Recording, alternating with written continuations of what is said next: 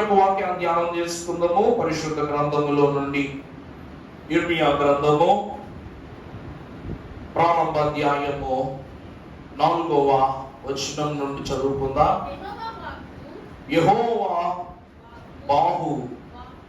వాక్కు నాకు ప్రత్యక్షమై ఇలాగున సెలవిచ్చెను, గర్భమునందు నేను నిన్ను రూపింపబడక మునుపు నిన్ను నేను ఎరిగితిని. నీవు గర్భము నుండి బయలు పడక మునుపే నేను నిన్ను ప్రతిష్ఠించితిని. జనులకు ప్రవక్తగా నిన్ను నియమించితిని. చిన్న ప్రార్థన చేసుకుందాం. మహాగరుడు అయ్యున్న మా యేసు ప్రభువా, వినగలుగు గొప్ప మనస్సుతో, వివరించగలుగు హృదయముతో, అంగీకరించి అనుసరించగలుగు జ్ఞానముతో నీ యొద్దకు తండ్రి పరిస్థితులను, ఇబ్బందులను, చిక్కులను దాటి నీ బిడలైన వారు ఏకీభవించిన ఈ 12వ పరిశుద్ధ సాయంకాల శిలువ ధ్యాన ఉపవాస కూటములో నీ బిడలకు అందించిన ఉన్న 10వ శిలువ వృత్తాంత సత్యమును నీ బిడల యొక్క హృదయమునకు బోధపరచి, బయలుపరచి, దృఢపరచి, నికుటమైన నీ సత్యవాక్కు ద్వారా వారి హృదయములన్నీ పరిశీలించి ప్రభావము చేత నింపుమని మా బోధకుడైన యేసు నామాన మిక్కిలి వినయముగా బ్రతిమలాడి వేడుకొనుచున్నాము తండ్రి, ఆమేన్. ప్రభువు యొక్క దీవెన సదా మనకు తోడై ఉండును గాక. దేవుని యందు ప్రియబిడ్డలారా, ఈ దినమున విలాప ప్రవక్త లేక వేదన ప్రవక్తగా ఈ లోకమునకు మరి తన జీవిత కాలములో ఆది నుండి అంత్యం వరకు కూడా ఏడుపు తప్ప నవ్వు అనున్నది ఎరుగని ప్రవక్త అయిన ఇర్మియా గ్రంథమున దేవుని యొక్క వాక్కు అతనికి ప్రత్యక్షమై, ప్రారంభములోని ప్రత్యక్షమై సెలవిస్తూ ఉన్నది. నీవు తల్లి గర్భమున రూపింపబడక మునుపే నిన్ను నేను ఎరిగి ఉన్నా. ఇది మొదటి మాట. రెండవ మాట ఏమిటంటే, నీవు గర్భము నుండి బయలు పడక మునుపే నేను నిన్ను ప్రతిష్ఠించుకున్నాను. జనములైన వారికి నిన్ను ప్రవక్తగా నేను నియమించితిని. 3 ప్రధానమైన విషయాలు దేవుడు ఇక్కడ సెలవిస్తున్నాడంట. ఏంటండి? మొదటిది, గర్భము నందు రూపింపబడక మునుపే ఎరిగి ఉండుట. రెండవది, గర్భము నుండి బయలు పడక మునుపే ప్రతిష్ఠించుట. మూడవది, గర్భఫలము నిమిత్తం ప్రతిష్ఠింపబడిన నిన్ను జనములైన వారికి ప్రవక్తగా నియమించుట. ఈ విలాపించు ప్రవక్త అయిన ఇర్మియా జీవితమునందు ఏ వరము లేక ఏ స్వాస్యమును దేవుడు అనుగ్రహించి ఉన్నాడో, ఈ స్థితిని, ఈ ప్రభావమును, ఈ వరమును యేసు క్రీస్తు ప్రభువు యొక్క జీవితమునకు అనుకరణ చేసి భక్తులైనటువంటి వారు ఈ బోధను సిద్ధం చేశారంట. ఈ బోధ గర్భమునందు సిలువ. ఇది మన ధ్యానాంశం ఏంటండి? గర్భమునందు సిలువ. యేసు క్రీస్తు ప్రభువును మనము చూస్తే, నీవు గర్భమునందు రూపింపబడక మునుపే నిన్ను నేను ఎరిగి ఉండుట అంటే, యేసు క్రీస్తు ప్రభువు అను మనుష్య కుమారుడు తల్లి గర్భమున రూపింపబడక మునుపే మన వాక్యములో చదువుకున్నట్లు అనాదిలోని సిలువ అనే బాధ్యతను పుచ్చుకొని ఉన్నాడు. ఆయన వారి జనులై ఉన్న ఇశ్రాయేలులో వారి పాపముల నుండి ఆయన రక్షించును గనుక ఆయనకు యేసు అని పేరు పెట్టుదువు. యేసు అనగా రక్షించువాడు. ప్రభువునందు ప్రియులారా, రక్షించువాడు, రక్షణకర్త అయ్యున్నవాడు ఒకటి యుద్ధం చేయాలి. రాజు ఏం చేస్తాడంటే ప్రజలను రక్షించడానికి యుద్ధం చేస్తాడు. ఏ రాజు అయినా త్యాగం చేస్తాడా? చరిత్రలో యుద్ధాలు చేసి ప్రజలను రక్షించిన రాజులు ఉన్నారు, కానీ త్యాగము చేసిన రాజు ఉన్నాడా? లేడు. రెండవది, అక్కరల నిమిత్తము ధనధాన్యాలను పంచిపెట్టిన రాజులు ఉన్నారు, కానీ ప్రాణదానమునిచ్చిన రాజులు ఎక్కడైనా ఉన్నారా? లేరు. అందుకే ప్రభు వాక్యం అంటుంది, నిన్ను జనులయ్యున్న వారి నిమిత్తమై నీవు బయలు వెళ్ళక ముందే నిన్ను నేను ప్రతిష్ఠించుకున్నాను. ఎక్కడో తెలుసా? నిన్ను తల్లి కడుపులో పెట్టడానికి ముందే సిలువ యొక్క మ్రానులో నిన్ను నేనేం చేసుకున్నా? ప్రతిష్ఠించుకున్నా. దేవుని యందు ప్రియబిడ్డలారా, దైవజనులు దీనిని గర్భమునందు సిలువ అన్నారు. మరియమ్మ, ఇదిగో పరిశుద్ధాత్మ దేవుని యొక్క ప్రభావం నీ గర్భములో పురుడు పోసుకొనబోతూ ఉంది. అతడు నిందారహితుడై ప్రజల చేత దూషింపబడిన వాడై, హింసింపబడిన వాడై, శ్రమ పెట్టబడిన వాడై, చంపబడిన వాడై, మరణం పొందిన వాడై అనేకుల చేత ఆయన ఏం పొందుకుంటాడు? సిలువ మరణమును పొందుకుంటాడు. అందువలన పుట్టే బిడ్డ యొక్క లక్షణాన్ని చెప్పడానికంటే ముందు భవిష్యత్తు చెప్తుందంట దూత. మన బిడ్డ భవిష్యత్తు ఎలా చెప్తుందంట? మరియమ్మ, నువ్వు గర్భాన్ని మోస్తుంది శిశువును కాదు, శ్రమను. నువ్వు గర్భాన్ని మోస్తుంది మాంసము ముద్దను కాదు, రేపటి దినమున రక్త తుల్య దేహముగా మార్చబడుతున్నటువంటి ప్రభు యొక్క శరీరాన్ని నీ గర్భములో పెరుగుచున్నది. పసికందు మాత్రమే కాదు, అనేక ప్రజలైనటువంటి వారిని పాప స్థితుల నుండి, పశుప్రాయమైన పాప స్థితుల నుండి రప్పించి నడిపించి బ్రతికించు నరుని నువ్వు కంటున్నావు. కాబట్టి నీ గర్భములోనికి బిడ్డ రాకముందే దేవుని తలంపు సిలువను నీ గర్భములో ప్రతిష్ఠించుకో. గర్భమునందు సిలువను ఎందుకు అంటున్నావు అంటే, క్రిస్మస్ కాలంలో నీకు బోధిస్తూ మాట చెప్పానేమని, మరియమ్మ కన్యక. మరియమ్మ గారు ఎవరండి? కన్యక, కలంకము లేని స్త్రీ. కలంకము లేని స్త్రీకి పరిశుద్ధాత్ముడు వరం ఇస్తానంటే ఒప్పుకుంటారా? దేవుడే నీ కడుపున పుడతానన్న ఒప్పుకోరు. ఈ లోకంలో ఎంత గొప్ప తల్లినో ఒప్పుకోరు. దేవుడే స్వయంగా వచ్చి నేను నీ కడుపులో పుట్టాలని ఆశపడతానన్న దేవుడే అడిగాడు. దూతల పంపి కూడా దేవుడే అడిగాడు అనుకో, ఖచ్చితంగా ఒప్పుకో. ఎందుకంటే పుడతావు విషయం నీకు తెలుసు, దేవుడికి తెలుసు. లోకానికి తెలుసా? ఏమంటారు? ఈమె తప్పు చేసింది, పాపం చేసింది, ఈమె చెడులోకి వెళ్ళిపోయింది అని అంటారు తప్ప మంచి వైపు ఎవరో ఎంచరు. ఇప్పటి వరకు నీ శుద్ధిని ఒక తాటి మీదకు తోసేసి రెండవ తాటి మీద నిన్ను నిలువ పెట్టి నిలదీసి మాట్లాడతారు. ఇది మొదటిది. లోకము అనేటువంటి నిందను సిలువ శ్రమగా గర్భములో భరించటం. నిర్ణయం అంటేనే సిలువ. అర్థమైందండి? సిలువను ఎత్తుకొనుటకు ప్రభువు 6 గంటల సేపు సిలువ ఎత్తుకున్నారు. 9 గంటల నుంచి 6 గంటల వరకు. కానీ మరియమ్మ గారు 9 మాసాలు సిలువ ఎత్తుకున్నారు. ఈ సిలువ దినదినము బరువు అవుతుంది తప్ప సులువు అవుతుందా? కడుపులో పిల్లడు ప్రతిరోజు పెరిగి పెరిగి పెరిగి బరువు అవుతాడు, కానీ కడుపు పెరుగుద్దా తరుగుద్దా? అమలారా నిన్నటిదిన్నారు కాకాని విషయాలకు వచ్చిన వాళ్ళు కైగారు చెప్పారు. మరి గుర్తుపెట్టుకోవడం కాదు, ఇలా అంటున్నామని కూడా ఎవరు తప్పుగా అనుకోవద్దు. ఇంటర్ చదువుతున్న పిల్లంట, ఆ పాప గవర్నమెంట్ హాస్టల్లో చదువుతుంది. హాస్టల్లో చదువుతుంటే ఆమెకి ఇంటర్, ఇప్పుడు ఎగ్జామ్స్ జరుగుతున్నాయి కదండి, ఇంటర్ ఎగ్జామ్ రాయడానికి ఎగ్జామ్ హాల్కి వెళ్ళడానికి అన్ని సిద్ధం చేసుకుని ఎగ్జామ్ హాల్కి వెళ్ళి ఎగ్జామ్ రాస్తుంటే రక్తస్రావం అయిపోయిందంట పిల్లకి. ఆ బిడ్డకి ఏమైపోయిందండి? రక్తస్రావం, మడుగు అయిపోయిందండి మొత్తం. ఆ స్థలం అంతా అయిపోతే అక్కడికక్కడే ఆ బిడ్డ పడిపోగానే ఎగ్జామినేషన్ హాల్, ఇన్విజిలేటర్ అందరూ కూడా ఇంకా కంగారు కత్తులు బిక్కిరి అయిపోయారంట. ఏంటని చెప్పేసి ఏమైనా అక్కడ నుంచి తీసుకుని వెళ్ళి ఆసుపత్రిలో చూపిస్తే ఎగ్జామ్ రాయడానికి ముందు ప్రెగ్నెన్సీ ఇన్హెరిటెన్స్ టాబ్లెట్ వేసుకుని వచ్చిందంట పిల్ల. 5th month ప్రెగ్నెంట్ అంట, ఇంటర్ పిల్ల. పైగా గవర్నమెంట్ హాస్టల్లో చదువుతుంది.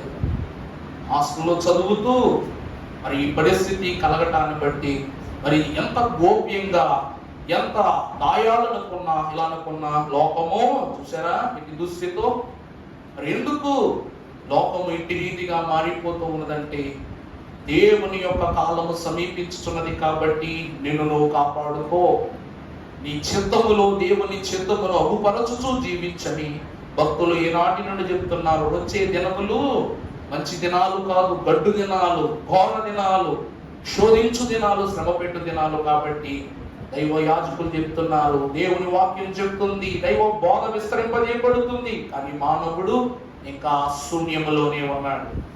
ఈ కొద్ది రోజుల్లోనే 2-3 రోజుల్లోనే ఎన్ని నష్టాలు. పక్కనే రాజమండ్రి 30 మంది పిల్లలు, ఎంతమంది అంటే 30 మంది, 11-10 మంది పిల్లలు పాలు తాగి చచ్చిపోయారంట. ఎలా చచ్చిపోయారంటే పాలు తాగి పిల్లలు చచ్చిపోయారంట. అంత ఘోరంగా చూడండి. నిన్న కోరుమాడు కార్యక్రమానికి వెళ్తే పెరిగేసినప్పుడు లాజరు గారు ఏమన్నా మనం ప్యాకెట్ పెరిగాని అడిగాం కదా, అది వాడకండి అని చెప్తారు. అమ్మా ఇవి మీ ఇంటి దగ్గర ఉన్న తోడు పెట్టిన పెరిగానని అడిగి మరీ పెరిగేసుకోవాల్సి వచ్చింది. పిల్లలు లేదు, పెద్దోళ్ళు లేదు, పూర్తి పాలు తాగి పిల్లలు చచ్చిపోయారంట. పిల్లలు తాగి పెద్దోళ్ళు కూడా. రెండవది కాకినాడ దగ్గర ఎస్రాణి గారితో మాట్లాడుతున్నప్పుడు వారు చెప్తున్నారు, అయ్యగారు మనకు చూపించారు కదా అంటే మరి అంత ఘోర ప్రమాదం. వేట్లపాలెం, కాకినాడ పక్కన వేట్లపాలెంలో 30 మంది బాంబులు తయారు చేస్తున్నారంట. మందు కాల్పుడు సామాన్ తయారు చేస్తూ ఉంటే మిస్ఫైర్ అయిపోయి 30 మంది, పైగా ఆడోళ్లే మొత్తం అందరం. ఈ చిత్రం చూడండి. 30 మంది స్త్రీలు అక్కడికక్కడే విచ్ఛిన్నమైపోయారు.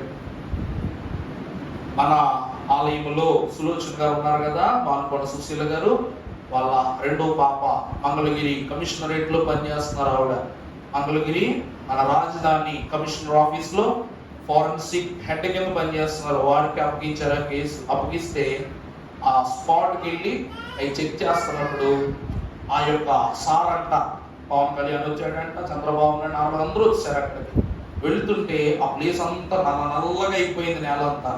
నడుచుకుంటూ ఇలా నడుస్తున్నప్పుడు ఒక అడుగు పక్కకి వేయగానే అది మట్టిలో కలిసిపోయింది. అడుగు వేయగానే మాంసం ముద్దంట, అది పొరపాటున తొక్కనే రక్తం అలా చిందెళ్ళి పక్కడమే పడిందంట.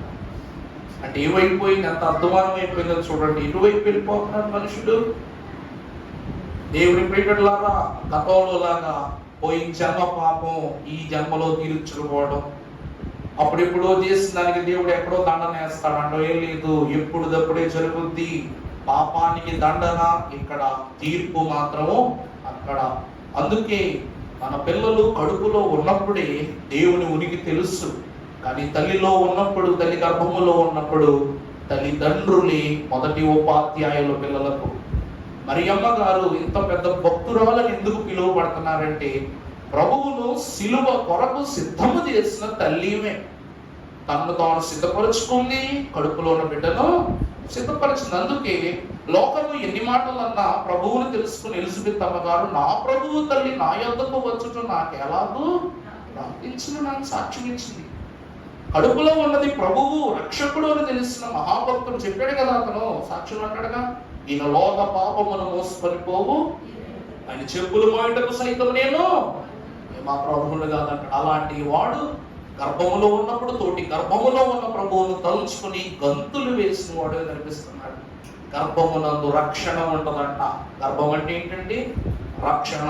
ఇప్పుడు ఇదే అంటున్నారు, ప్రభువు కూడా తల్లి గర్భమును రూపింపబడక మునుపే సిలువ యందు ఆయనను ఏర్పరుచుకున్నారు, సిలువలో ఆయనను ప్రతిష్ఠించుకున్నారు. మూడవది, అనేక జనములకు ప్రవక్తగా ప్రభువును నియమించుకునే వారై ఉన్నారు. ప్రభువునందు దేవుని ప్రియబిడ్డలారా, తల్లి అయిన మరియ గర్భమును ధరించినది శిశువైన ప్రభువును కాదు, సిలువదారి అయిన ప్రభువును. అర్థమైందండి? ఆమె ధరించుకున్నది శిశువైన ప్రభువును కాదంట. ఎవరిని? సిలువదారి అయిన ప్రభువును. కనుక దేవుని వాక్యములో యోహాన్ అంటాడు, ఇదిగో ఎలిజబెత్ అమ్మగారు గర్భములో ఉండి వందనవచనం చెప్పింది. ఆ సిలువుకు ఆమె ఏం చెప్పిందంటే వందనవచనాన్ని చెప్పింది.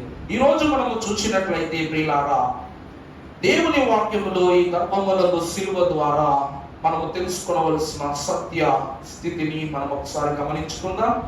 యోహాను యోహాను సువార్త 16వ అధ్యాయము 21వ వచనం ఒకసారి చదువుకున్నట్లయితే, స్త్రీ ప్రసవించినప్పుడు ఆమె గడియ వచ్చెను గనుక ఆమె వేదన పడును. అయితే శిశువు పుట్టగానే అమ్మా లోకమునందు నరుడు ఒకడు పుట్టినాడని సంతోషము చేత ఆమె ఆ వేదనను ఏమై చేస్తుందంట, మర్చిపోద్దంట, అంటే జ్ఞాపకం చేసుకోదంట. ప్రభువునందు దేవుని ప్రియబిడ్డలారా, వాక్యములో భక్తుడు అంటున్నాడు, గర్భమునందు సిలువ అనగా శ్రమల గర్భము నుండి మహిమ పుట్టుక జరుగుటయే గర్భమందు సిలువ. మొదటిది ఏమిటండి? శ్రమల గర్భములో నుండి ఏం పుట్టిందంట? మహిమ అనే జననం కలిగిందంట. అందుకే కదండి నీకు మహిమ వస్త్రం ఇచ్చుటకు మరలా ప్రభువు వస్తారు అన్నారు. ఆయన మహిమకు పాత్రుడు కాబట్టి ఆ శ్రమ అనే గర్భములో నుండి మహిమ అనే పుట్టుకు జరిగింది యేసుక్రీస్తు ప్రభువులు. ఇక్కడ అంటుంది, స్త్రీ ప్రసవించేటప్పుడు వేదన పడుద్ది. శ్రమ అనే వేదన, శోకము అనే వేదన, లోకము అనే ఒత్తిడి, ఇవన్నీ కలుగుద్ది. కానీ ఎప్పుడైతే బిడ్డ పుడతాడో, బిడ్డను కళ్ళారా చూసుకున్న తల్లి ఏమైపోద్దంట, ఆ పరిస్థితి అంతటినీ మర్చిపోతాడు. అలాగనే యేసును ఆయనను చూచినంతయు సరైపోద్దంట. మొదటిది శ్రమ గర్భములో నుండి మహిమ అను పుట్టుక గర్భమందు సిలువ నుండి జరిగింది. ఈరోజు లోక భారమంతటిని భరించిన మనం, భారము మోయించిన సమస్త జనులారా నా యొద్దకు రండి, నేను మీకు విశ్రాంతిని ఇస్తానన్నారు. సిలువలో విశ్రాంతి తీసుకుని రక్షింపబడిన వాడు ఎవడైనా మళ్ళా శ్రమలోనికి వెళ్ళాడా? దైవజనుడు దేవదాసయ్య గారు అన్నారు, పడండి, శ్రమ పడండి. దేవుని బిడ్డలుగా పుట్టినందుకు శ్రమ పడటం కంటే గర్వ కారణం నీకేముంది? ఇక్కడ ఏమంటారంటే, దేవుని బిడ్డలుగా పుట్టినందుకు మనం ఖచ్చితంగా ఏం పడాలంట? శ్రమ పడాలి. శ్రమ పడితేనే దేవుని పేరు నీకు వస్తుంది. అందుకే మహినియేసే మహాశ్రమ పొంది మహిమకు వెళ్ళెను గాదే. మహినియేసే మహాశ్రమ పొంది మహిమకు వెళ్ళెను గాదే. మహిమ కోరని మనుజుడెవడు, మహిమ కోరని మనుజుడెవడు, మర్యాదగానే వరించు, మర్యాదగానే వరించు. శ్రమలు లేనిదే స్వర్గము లేదు,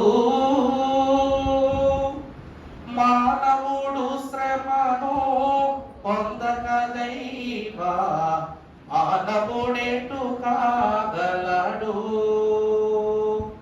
మహిని అనగా ఈ మలినమైన లోకములో, ఈ భూమి మీద యేసుక్రీస్తు ప్రభువు అంతటి వాడే ఏ శ్రమ పొందారంట? మహాశ్రమ పొంది అప్పుడు కదా మహిమకు వెళ్ళను. అవునా? మహాశ్రమ పొంది మహిమకు వెళ్ళను కాదే. ఎందుకంటే ప్రభువు కూడా శ్రమ పడవలసిన దినము వచ్చింది. ప్రభువే శ్రమ పడినప్పుడు నేను శ్రమ పడొద్దా?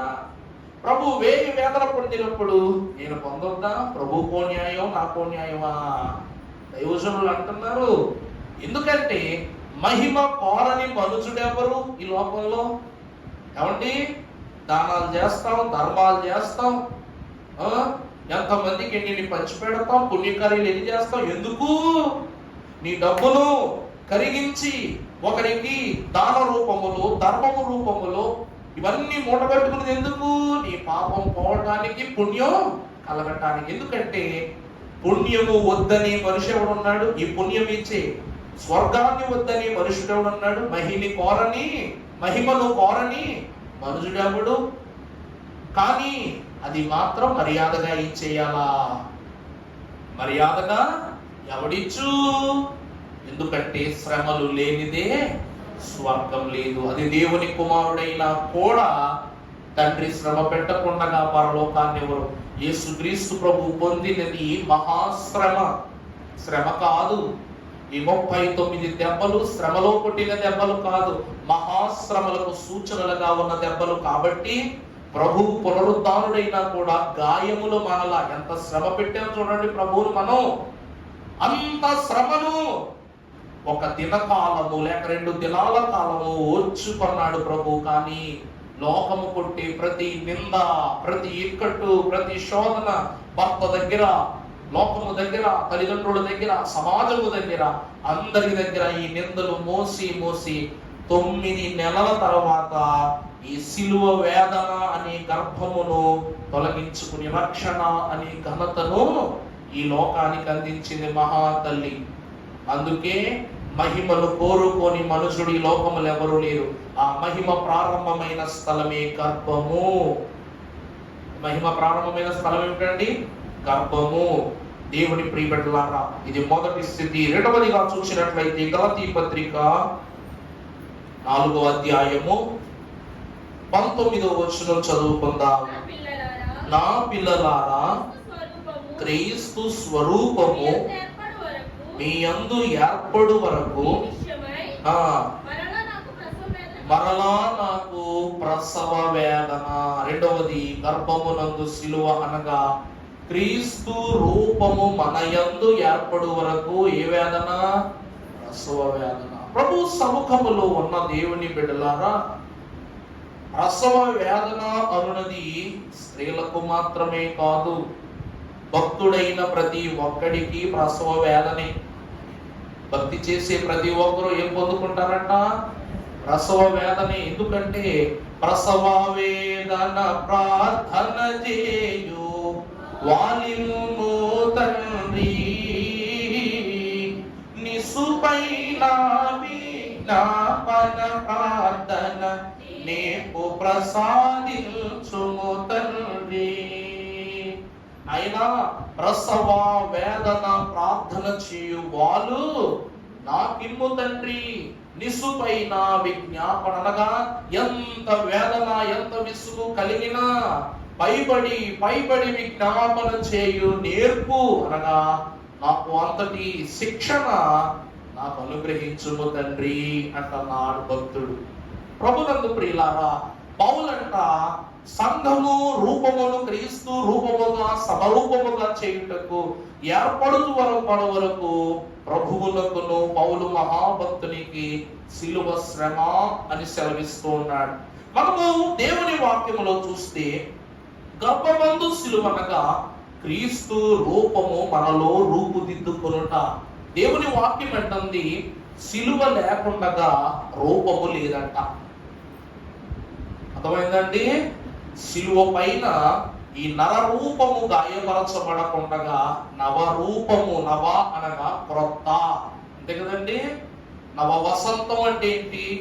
క్రొత్త వసంతం, క్రొత్త కాలం. అలాగే నర రూపము విచ్ఛిన్నం కాకుండా, ఉదాహరణకు మీకు అర్థమయ్యేలా చెప్పాలంటే గొంగిలి పురుగు సీతాకోక చిలుక అవటం.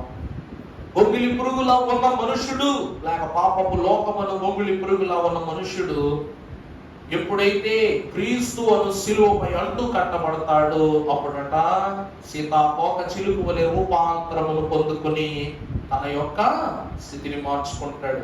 ఈరోజు ఒక గొంగిలి పురుగును మనం చంపనక్కర్లా. అర్థమైందండి? దాని చావు కోసం ఒక గూడును సిద్ధం చేసుకుని, దాని మరణం కోసం గూడును సిద్ధం చేసుకుని అదే గూడులోకి వెళ్ళి మరి ఆగగా చచ్చిపోతాడ. ఏ పురుగు కన్నా స్థితి ఉందా చెప్పండి? ఏ పురుగుకైనా భాగ్యం ఉందా? ఒక గొంగిలి పురుగుకి ఆ స్థితి ఎందుకు ఉంది అంటే ప్రియులారా, అది వెలివేయబడింది. ఆ పురుగు ఏంటంటే అండి వెలివేయబడింది. దేవుని ప్రియబిడ్డలారా, వెలివేయబడినదై ఉన్నది కాబట్టి మానవుడు కూడా నేను క్రీస్తునకు వింతం నా లోకమునకు నేను వెలివేయబడిన వాడనై ఉన్నానని దేవుని ప్రియబిడ్డలారా, నేను క్రీస్తుకు, క్రీస్తు నాకు, మేము సిలువకు ఏమై ఉన్నా చెప్పండి. సిలువ వేయమంటాం అంటే ఏంటి? సిలువ అంటే ఏంటి? యేసుక్రీస్తు ప్రభువును సిలువ వేశారు అంటాం. సిలువ వేయటం అంటే ఏంటి? వెలివేయటమే కదా. ఊరికి దూరంగా కపాలమనబడిన స్థలం. ప్రభువును మనిషిలాగా చూడట్లా. ఎలా చూస్తున్నారంట? చనిపోయి కపాలముగా మార్చబడి ఈ లోకమునకు మనుషులకు దూరంగా తీసుకుని సిలువ అనగా వెలివేత, తృణీకరణ. మొదట్లో చెప్పుకున్నా, వెర్రివారు తృణీకరించే స్థితిలో ఉన్నవారని చదువుకున్నాం. అందుకని ప్రియులారా, పౌలు మహాభక్తుడు అంటున్నాడు, నవరూపము కలిగితేనే రూపాంతర భాగ్యాన్ని పొందుకుంటాం.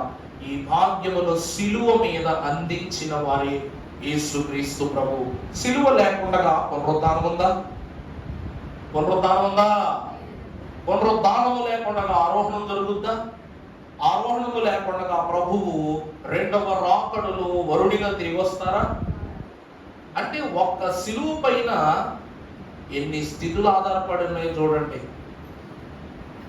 ప్రభువు పునరుద్ధానుడు అవ్వాలంటే సిలువ కావాలి, ఆయన ఆరోహణుడు అవ్వాలంటే సిలువ కావాలి, ఆయన రెండవ రాకడలో రావాలంటే సిలువ కావాలి, సంఘాన్ని తీసుకుని వెళ్ళాలన్నా సిలువ కావాలి. అందుకే సిలువ లేనిదే విలువ లేదు పునరుద్ధానానికైనా.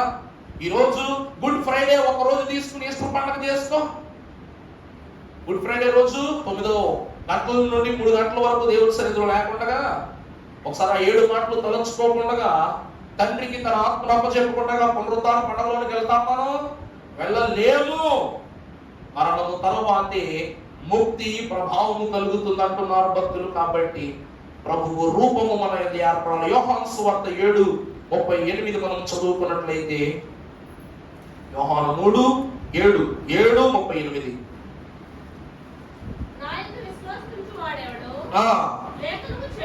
లేఖనము చెప్పినట్లు జీవ జలముల నదులు పారులని బిగ్గరగా చెప్పెను. ప్రభువునందు ప్రియకులారా, ఈ మనిషి దేహము ఎప్పుడైతే హింసింపబడుతుందో అప్పుడంట ఈ దేహమంతయు విచ్ఛిన్నమై తన యందు విశ్వాసముతో తన ప్రాణమును తన ఆత్మను దేవుని యందు అర్పించుటకు సిద్ధపని వాని కడుపులో ఏమూరతాయంట? జీవ జలములు. అంటే నీలో ఉన్న నిర్జీవ స్థితులు తొలగిపోతాయి, పునర్జీవన నూతన జీవన స్థితులు వెలికి తీయబడతాయి. ప్రభువునందు దేవుని సంఘమైనటువంటి వారలారా, యేసు క్రీస్తు ప్రభువు గర్భమున సైనికుడు ఒక పోటు పొడవగానే ఆ గర్భములో ఉన్న నీరు రక్తము వాడి ముఖం మీద చెందింది. వాడు గుడ్డివాడిగా ఉన్నవాడి కన్ను బాగైపోయింది.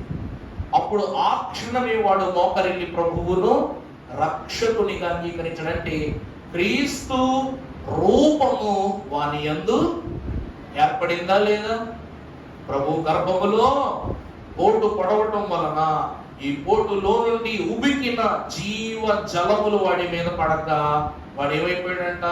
క్రీస్తు రూపాన్ని పొందుకున్నాడు. అందుకే గర్భమునందు సిలువ అని వాక్యం అంటూ ఉంది. రెండవది, గర్భమునందు సిలువ అనగా క్రీస్తు రూపము మనలో రూపుదిద్దుకొనుట. మూడవదిగా మనం చూసినట్లయితే లూకాసు వార్త 2:34.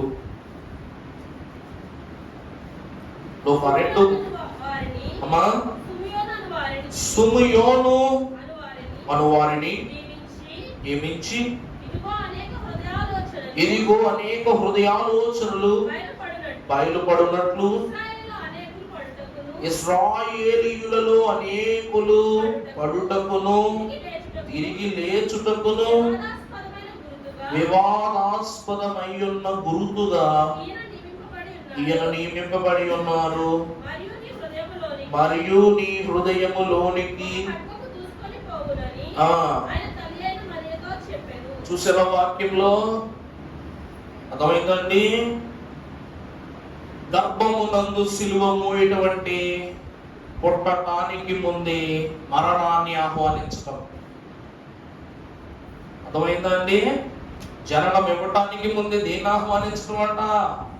మరణమును ఆహ్వానించటం. సుమయోను మహాప్రవక్త అంటున్నాడు, అమ్మాయి నీ గర్భమును జనించిన ఈ శిశువును బట్టి ఇశ్రాయేలీలకు మాదిరిగాను రక్షణగాను ఈయన ఉంటాడు. అనేకులైనటువంటి వారు పడటానికి, పడిన వారు అనేకులను లేపటానికి ఈయన ఒక గురుతుగా కనిపిస్తున్నాడు. కానీ ఇక్కడ విషయం ఏమిటంటే తల్లి, నీ యొక్క హృదయములోనికి ఒక ఖడ్గము దూసుకుని వెళ్ళబోతుంది. జ్ఞాపకం పెట్టుకో, నీ హృదయంలోకి ఏం వెళ్ళబోతుంది? కత్తి వెళ్ళబోతుంది. ఇప్పటి నుండి సిద్ధపడి ఉండని సుమియో చెప్తూ ఉన్నాడు. గర్భమున సిలువను మోసిన ఈ తల్లికి మరణమును స్వీకరించేటువంటి స్థితిని కల్పించినది గర్భమునందు సిలువ. ప్రభువునందు దేవుని ప్రియబిడ్డలారా, యోహాను సువార్త 19వ అధ్యాయము 26వ వచనంలో కఠినమైన సిలువ శ్రమ చదువునా. తల్లియు చూచి, అమ్మా ఇదిగో నీ కుమారుడు. చూసారా, తల్లి హృదయము పిల్లాడిని సిలువు మీద చూడగానే ఏమైపోయిందంట? సిలువు మీద యేసు ప్రభువు నా తల్లిలా చూడగానే తన గుండెల్లో ఖడ్గము దిగబడినట్ట కదా. సుమయోన్ అంటుంది, హృదయములో ఖడ్గము దూసుకుని వెళుతుందంటే దాని అర్థము గుండె కోత. దీని ఏమంటారంటే గుండె కోత, కడుపు కోత కాదు. ఇది ఏ కోత అంట? గుండె కోత. ఈ గర్భమునందు సిలువ ధరించుకున్న తల్లి గుండె కోత. అందుకే ఆ గుండె కోతను తగ్గించడానికి అయ్యగారు పాట రాస్తాడు, తల్లికి ఒక సంరక్షకుని ఇచ్చి ఎల్లరకు మాదిరిని కనపరిచినావా అన్నారు. అమ్మా ఇదిగో నీ కుమారుడు, ఇదిగో నీ తల్లి. ప్రభునందు ప్రియబిడ్డలారా, కడుపున పుట్టిన కుమారుడిని బట్టి గుండె కోత. కడుపును పుట్టక ఉన్నప్పటికీ కుమారుని కంటే శ్రేష్టముగా తల్లిని చూచుకునే ఈ కుమారుడిని బట్టి ఘనతను విడిచిపెట్టి వెళ్ళారు యేసుక్రీస్తు ప్రభు. జనులందరూ కూడా వారి వారి తల్లిదండ్రుల విషయమై ఈ మాదిరి కలిగి ఉండాలని సెలవిస్తూ యేసుక్రీస్తు ప్రభు గర్భమును జనించిన దానికి ప్రతిగా రుణాన్ని తీర్చుకున్నారు. ఏమైందంటే ప్రతి తల్లికి ఇది సిలువే, ఇది సిలువ మరణమే. మూడవది కడుపు కోత లేక వేదన. నాలుగవదిగా మనము చూసినట్లయితే మత్తయి సువార్త 1వ అధ్యాయము 20వ వచనం చదువుకున్నట్లయితే ఆలోచించుకొనుచుండగా ప్రభువు దూత స్వప్నమునందు దావీదు కుమారుడైన యోసేపు భయపడకుము. ప్రభువునందు ప్రియులారా, చాలండి.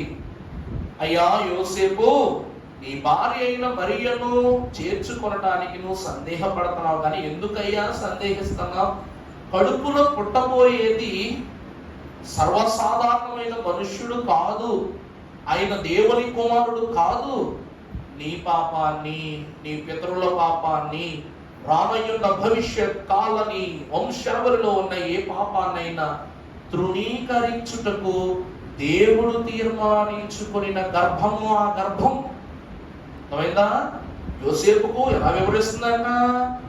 కడుపులో పుడితే అవమానము కలుగుతుందని నీవనుకుని నువ్వు నీ భార్యను రహస్యముగా విడనాడదామనుకుంటున్నావు. కానీ నువ్వు విడనాడుట వలన లోకములు పాపములకు ఎంత ఎంత అవకాశాన్ని ఇస్తున్నావు తెలుస్తుందా?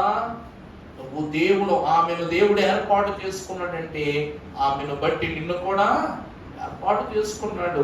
ప్రభువు జననములో కన్యత్వముతో ఆమె జనించుటను బట్టి బిడ్డ విషయంలో ఆమెకు ఎంత బాధ్యత ఉందో, ఆమెను ప్రధానము చేసిన దేవుడు నిన్ను బట్టి అంతే బాధ్యతను నీ మీద ఉంచాడు. అందుకే తీర్మానము తీసుకో, నీ గర్భమున పుట్టనయ్యున్నది శిశువు కాదు, సిలువ. అర్థమైందంటే యోసేపుకు బ్రెయిన్ వాష్ చేస్తున్నాడు దేవుడు. అసమాషి పిల్లడు పుట్టట్లా, నీ నుండి తాత ముత్తాతల వృత్తాంత వంశావళి వరకు జనించబోవు తరాల వరకు కూడా ప్రతి నరుని పాపము కూడా నీవు ఈ సమయమున తీసుకున్న బోవు నిర్ణయముపైనే ముడిపడుంది. నిర్ణయించుకుంటావో, నిర్ణయాన్ని పక్కకు తప్పించుకుని దోషాన్ని ముడిగట్టుకుంటావో నీ ఇష్టం అని చెప్పేసింది. ఈ మాట అన్న తర్వాత ఎవరైనా పక్కకు తప్పుకుంటారా? గర్భఫలాన్ని ఇవ్వడం తెలిసిన దేవునికి, నీ భార్యను కడుపున గర్భముగా మార్చి జనించడానికి చూచిన దేవునికి నింద పడితే తీసేయటం తెలియదా? వేదన పుట్టిస్తే తగ్గించడం తెలియదా? నిన్ను మర్యాదగా నిలబెట్టడం తెలియదా? నీ విశ్వాసము మనుషులకు తెలియాలని నువ్వు అనుకుంటున్నావు. నీ భార్యను రహస్యముగా విడనాడితే ఆమె బాగుంటుందని నువ్వు అనుకుంటున్నావు. కానీ దేవుడు మీ ఇద్దరి పట్ల కలిగి ఉన్న తలంపు వేరే. అందువలన ఈ తీర్మానానికి నువ్వు ఆయువు పట్టువై నడవాలి అని సెలవిస్తుంది దూత. అందుకే యోసేపు చేతే యేసు అని పేరు పెట్టించారు. అవునా కదా? నువ్వు ఆ బిడ్డకి ఏమని పేరు పెట్టాలి? యేసు అని పేరు పెట్టాలని చెప్పిందంట. మహాగణుడైన దేవుని యొక్క సంఘము అయిన వారులారా, ప్రభునందు దేవుని సంఘమా, ఇక్కడ మనము చూస్తే ఎందుకు ఈ మాట ఇంత ప్రత్యేకముగా యోసేపును సెలవిస్తుందంటే, గర్భమందు సిలువ అనగా తీర్మానం. గర్భమందు సిలువ అంటే ఏంటంటే దేవుని తీర్మానం. మీకు బుర్ర కథలో పాడాను. అవమగారు పరమ భక్తుడైనటువంటి ఆదాము మహాభక్తుని యొక్క పాపమును బట్టి వీరు ఇరువురు తృణీకరింపబడగానే ఆమె అంటది, యెహోవా దయ వలన నేను ఒక మనుషుని సంపాదించుకున్నానని సాక్ష్యమిస్తుంది. కానీ ఇక్కడ కావలసింది మనుషుడు కాదు. ఎవరు కావాలి? మనుష్య కుమారుడు కావాలి. ఎవరు కావాలండి? కావలసింది మనుషుడు కాదంట, మనుష్య కుమారుడు కావాలి. ఈ మనుష్య కుమారుడు ఈ లోకానికి రావాలంటే జనించబోవు శిశువు కళంకము లేని గర్భములో పుట్టాలి, కళంకము లేని వాడిగా ఉండాలి అని దూత చెప్పగానే, అలాంటి స్త్రీ ఎవరు ప్రభువా? ఈ లోకంలో అంత గొప్పోళ్ళు ఉన్నారా? అంత మంచోళ్ళు ఉన్నారా? అంత ఉత్తమురాలైన స్త్రీ ఈ లోకంలో ఉందా? నా వల్ల పాపం పుట్టింది అంటున్నావు. మరి పాపం పుడితే ఈ గర్భాన పుట్టడానికి నీకు ఇష్టం లేదు. కానీ గర్భము నుండి వచ్చిన వాళ్ళందరూ పాపాన్ని పెంచుతారు, కానీ పుణ్యాత్ములు కారుగా. మరి అంతటి గొప్ప స్త్రీ రానున్న కాలంలో ఎప్పుడు పుడతంటే, అప్పుడు దేవుడు అన్నారంట, నజరేతు పురమున మరియ నామమున నారీమణి కలదు, వినరా భారత క్రైస్తవ సోదర విశ్వజాతి చరిత. నజరేతు పురమున మరియ నామమున నారీమణి కలదు, వినరా భారత క్రైస్తవ సోదర విశ్వజాతి చరిత. అన్వతరమున దైవ ధ్యానమే ఆమె చేయుచుండు, వినరా భారత క్రైస్తవ సోదర విశ్వజాతి చరిత. భౌతిక సుఖములు లోక హేయములు కోరదెన్నడు మరియా, వినరా భారత క్రైస్తవ సోదర విశ్వజాతి చరిత. నజరేతు అను పురములో మరియా అను నామము పెట్టుకుని నారీమణి కలదు. అవ్వమ్మా, నువ్వు ఈ లోకములో ఉన్న ప్రతి వానికి తల్లివి కాబట్టి, నువ్వు నరుని లోనుండి తీయబడ్డావు కాబట్టి నిన్నేమని పిలవాలి? నారీ అని పిలాలా. ఏమని పిలవ చెప్పండి? నారీ. కానీ నా కుమారుని నేను ఈ లోకానికి అందించదలుచుకుంది నారీ రూపములో కాదు, నారీ మణి రూపంలో. అంటే స్త్రీలందరిలోనూ నువ్వు ధన్యురాలవు. ఎలిజబెత్ అమ్మగారు అంటారా లేదా? నువ్వు స్త్రీలందరిలోనూ ధన్యురాలవు, గరురాలవు అని సాక్ష్యమిస్తాం ఆ తల్లి. నారీమణి కలదు. ఎందుకంటే అన్వత రమ్మున అనునిత్యము దైవ ధ్యానమే ఆమె చేస్తూ ఉందంట. ఎంత గొప్ప సంగతో చూడండి. ఆమె మాటలు, చూపులు, తలంపులు, ఆలోచనలు, వివేచన అన్నింటిలోనూ కూడా దైవ ధ్యానమే. అలాంటి ఆమె గర్భములు జనించదలుచుకుంటున్నాను, నా బిడ్డను ప్రవేశపెట్టదలుచుకుంటున్నాను అన్నాడు. రెండవది, లోక సౌఖ్యము, భౌతిక సుఖాలు ఎప్పుడూ కూడా మరియా కోరుకోదు. అందుకే వినరా భారత క్రైస్తవ సోదర విశ్వజాతి చరిత అన్నారు. అందుకే ప్రియులారా, ఇక్కడ మనము చూస్తే అపోస్తలుల కార్యముల గ్రంథం 4వ అధ్యాయము 12వ వచనం చదవమ్మా. మరి ఎవని వలనను రక్షణ కలుగదు, నా నామమునే రక్షణ పొందవలయును గాని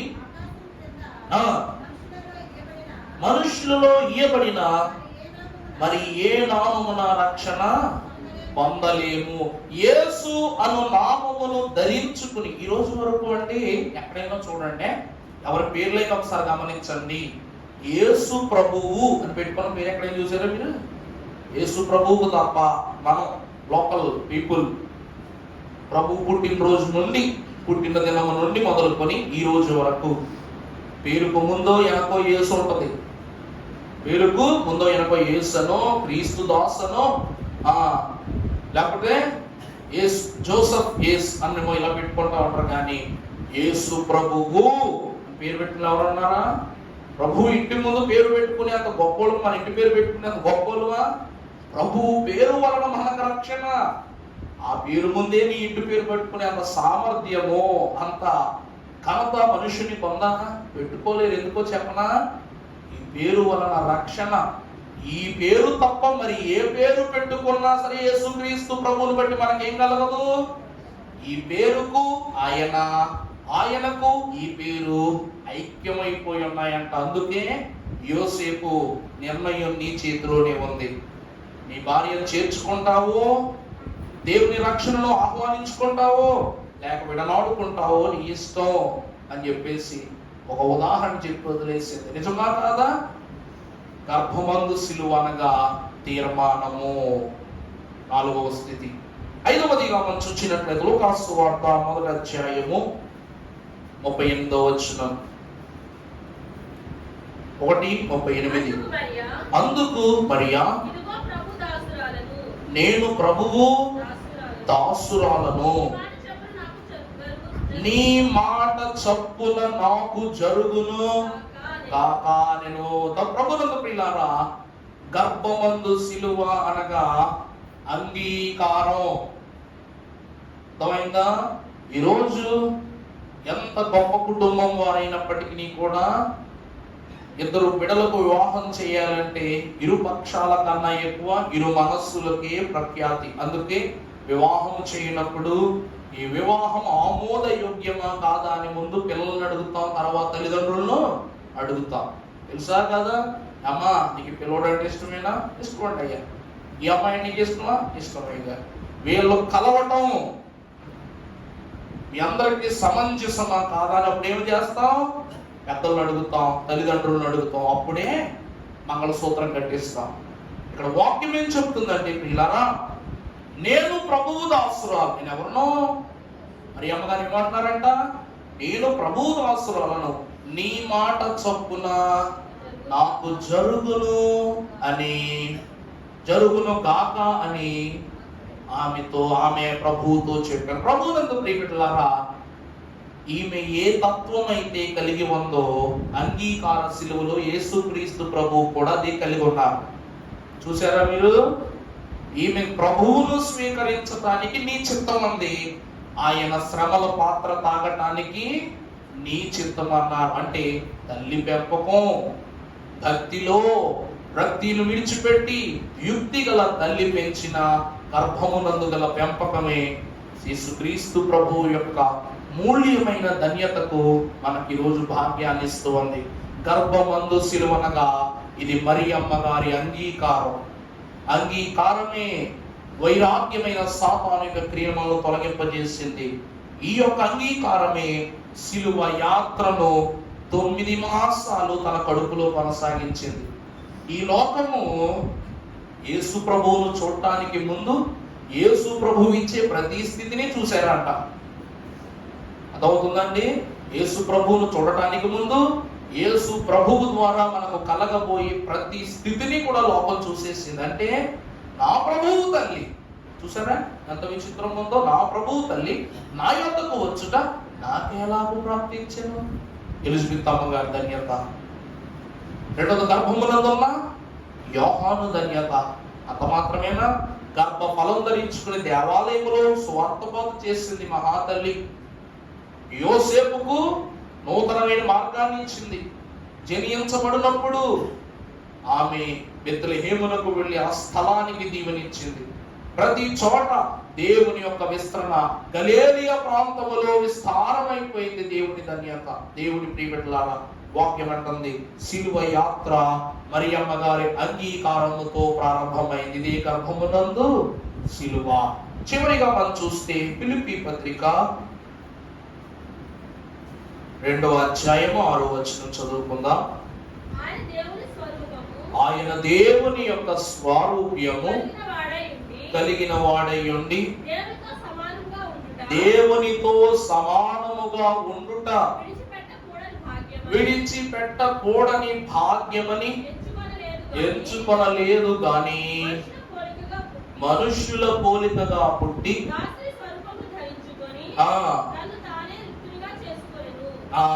ప్రభువునందు ప్రియబిడ్డలారా, కన్యక గర్భవతి అయి కుమారుని కనును, ఆయనకు ఇమ్మానుయేలు అని పేరు పెట్టబడిను. ఇమ్మానుయేలు అను మాటకు భాషాంతరము దేవుడు మనకు తోడు. ఇక్కడ మనం చూస్తే తల్లితో, ఇప్పుడు ఏ తల్లి అయినా బిడ్డలకు అందనుకోండి, నా బిడ్డ నాతో ఉండాలనుకుంటుందా, జనాలతో ఉండాలనుకుంటుందా? నాతోనే ఉండాలనుకుంటుంది, తనే పెంచాలనుకుంటుంది. కానీ ఈ ఇమ్మానుయేలు అను మాటకు అర్థం మనకు తోడు, తల్లికి కూడా కాదంట, మనకు తోడు, తల్లిని కూడా మనతో కలిపే చెప్తున్నారు ప్రభు. ఇక్కడ మనము చూస్తే ఈయన మనుష్యుల రీతిగా తనను తాను తగ్గించుకుని దాసుని రూపము ధరించుకుని ఈ లోకమునకు ఆయన మరణము పొందునంతగా తనను తాను తగ్గించుకున్నారు. ప్రభువునందు ప్రియబిడ్డలారా, అనాదిలో ఉన్న ఆలోచన శిలువ కన్యక గర్భము ద్వారా రూపాంతరం పొంది యేసు అను పేరిట మనకు అనుగ్రహింపబడెను. అర్థమైందండి? అక్కడ ఎక్కడో ఉన్న శిలువ నారీమణి అయ్యున్న మరియమ్మ గారి గర్భములోనికి ప్రవేశించి ఈ కడుపులో 9 నెలలు ఏమారిందంట? రూపాంతరం. అంటే దేవుడు ఆత్మస్వరూపి కనుక ఆయన ఆరాధించు వారు అందరూ ఆత్మతో సత్యముతో ఆరాధించాలి, మొదటిది. రెండవది, ఆకాశము నా సింహాసనము, భూమి నా పాదపీఠము, ఇది రెండవ భాగ్యం. ప్రభు అంటున్నారు సమీపింపరాని తేజస్సులో, పేతురు అంటాడు కదండి మాట, సమీపింపరాని తేజస్సులో అమరత్వములో ఆయన వసించుచు. అమరత్వం అంటే అర్థం ఏంటి? అమరులు అనగా ఎవరండి? మరణం లేనివారు. అమరత్వమున వసించుచు దూతల చేతనైనను పరిశుద్ధుల చేతనైనను మరి ఎవరును సమీపించలేని స్థలములో నిత్యము స్తోత్రార్హుడని స్తుతి పొందుచున్న ప్రభువు ఈ చిన్ని గర్భములో ఇమిడిపోవటానికి ఇష్టపడ్డాడంటే ఈ గర్భము ఎంత విలువైనదో ఒకసారి చూడండి. అర్థమైందండి? అమరత్వము అనగా మరణము లేనిది. అలాంటిది మరణము పొందుకోవాలన్న ఆశ కలిగి ఉండటం ఎంత తగ్గింపు. నీకు చావే ఉండదురా అబ్బాయి అన్నావు అనుకో, అంతకంటే వరం లేదు. కానీ వద్దండి, దేవుని మాటలో నేను మరణించాలి అని నువ్వు తగ్గించుకుని మరణాన్ని ఆహ్వానించావంటే మరి అది ఎంత గొప్ప తగ్గింపు చెప్పండి. దేవుడు నీకు చావులేని జీవితాన్ని ఇస్తానన్నాడు. అయినా లేదు ప్రభువా, నేను నీ యందు మరణించాలని ఆత్మ నీకు అప్పగించాలి, అంతకంటే భాగ్యం నాకేముందా అయినా అని నువ్వు ప్రభు ఎదుటి మాట సాక్ష్యంగా చెప్తే దేవుల్లో ఒక మెట్టు దిగినట్ట. హిజ్కియా మహాభక్తుడు, ప్రభువు నిన్ను బట్టి నేను చాలా సంతోషపడుతున్నాను, వచ్చాయి హిజ్కియా తీసుకెళ్ళిపోతా నిన్నంటే, లేదు ప్రభువా నేను రాను, నువ్వు నన్ను బట్టి సంతృష్టి పొందుకున్నావు కానీ నేను పొందుకోలేదు కదా. నువ్వు నన్ను బట్టి ఆనందపడుతున్నావు కానీ నీ భక్తిలో నేను ఎక్కడో ఎంతో కొంత లోపం చేశానని నా మనసు నన్ను గర్దిస్తాంది. నాకు ఒక 15 సంవత్సరాల ఆయుష్ కావాలి, కొంతకాలం బ్రతకాలని నేను సరి చేసుకోవాలి, నీ సన్నిధిలో గనుడుగా నేను నిలబడాలనుకున్నాడు.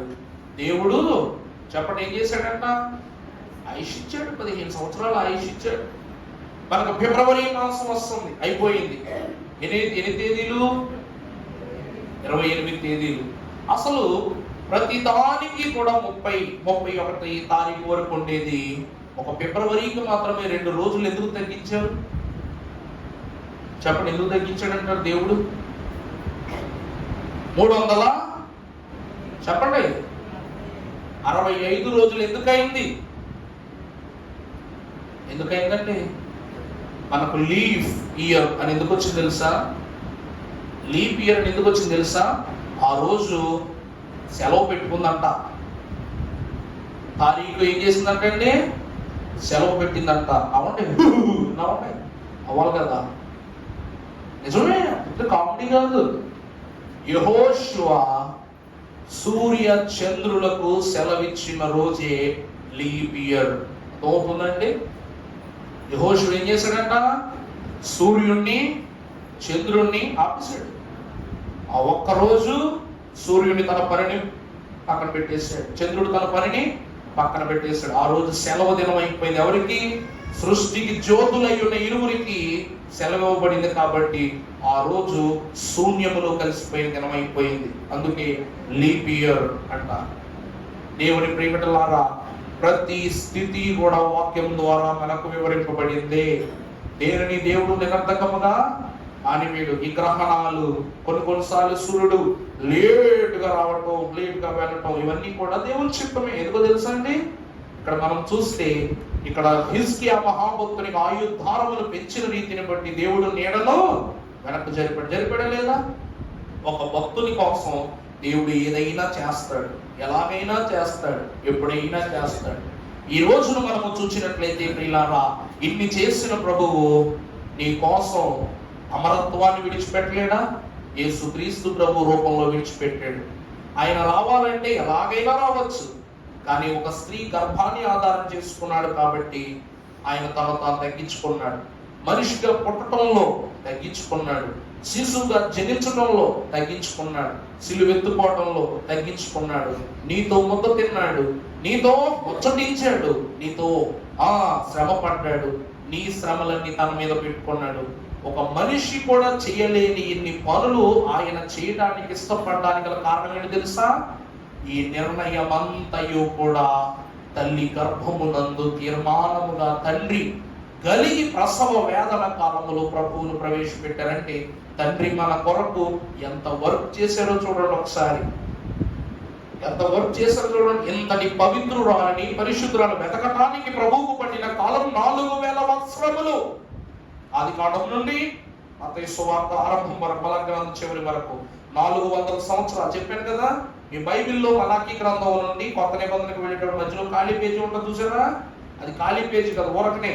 ఇది కొత్త నిబంధన కదా, పేజీ ఖాళీ వదిలేదు.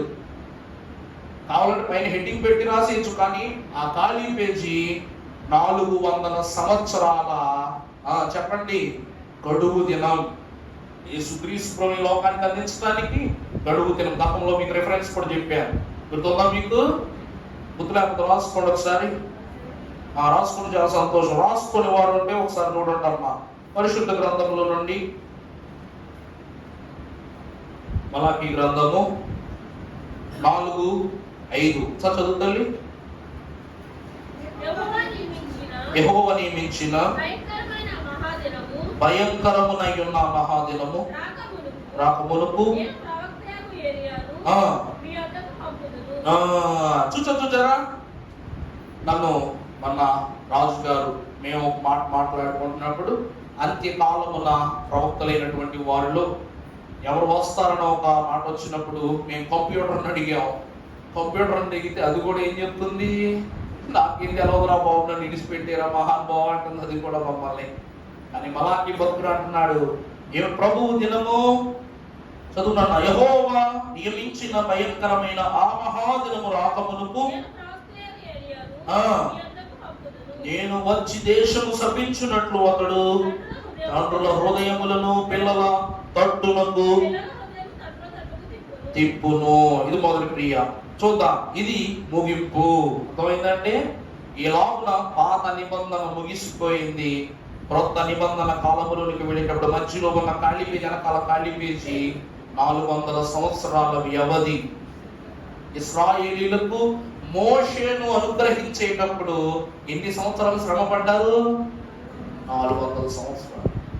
అలాగని రక్షకుడిని మనకు అనుగ్రహించు నిమిత్తం కూడా ప్రభు 400 సంవత్సరాల వ్యవధి నుంచి లూకాసు సువార్త 1వ అధ్యాయం 5వ వచనంలో ప్రభువును మనకు ఆరంభ దినంగా, కొత్త నిబంధన ఆరంభ దినంగా మార్చారు. లూకా 1:5. అమ్మా, రాజైన అబీయా తరగతిలోనున్న చూసారండి, ఏలియా అను యాజకునితో ప్రవక్త లేక యాజకుడైన ఏలియా ద్వారా ముగింపబడిన మలాకి చిన్న ప్రవక్త కదండి, ఆయన ప్రవక్తే కదా. ఆయనతో ముగింపబడినటువంటి క్రమము మరలా ఒక యాజకుడితోనే ప్రారంభమైంది. ఎవరైనా? జకర్యా, యెహోవా పరిచారకుడు. మీకు వాక్యం కూడా గుర్తుందని అనుకుంటున్నాను. మరి జకర్యా చెప్పండి.